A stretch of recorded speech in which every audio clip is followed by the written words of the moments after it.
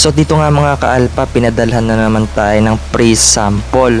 So wala tayong magawa sa buhay kaya install na naman natin ito. So dito nga sira na nga yung footrest ng motor ng pinsan natin. Kaya sabi ko, palitan na natin to at bibigyan ko siya ng bago. Pero kayo kung wala kayong magawa sa pera ninyo, order na kayo nito.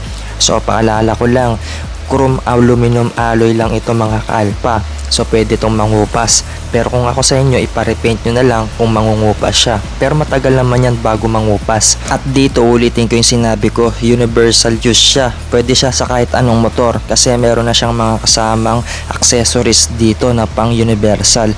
At huwag kayong mag-alala, wala na kayong tatabasan dito dahil plug and play na lang ito sa mga Honda Click. Diba, napaka-pogi. At kapag ka nailagay mo na to, tutunog-tunog pa yan. Napakaangas kasi may bulitas yan compare mo dun sa stock. Kaya order na.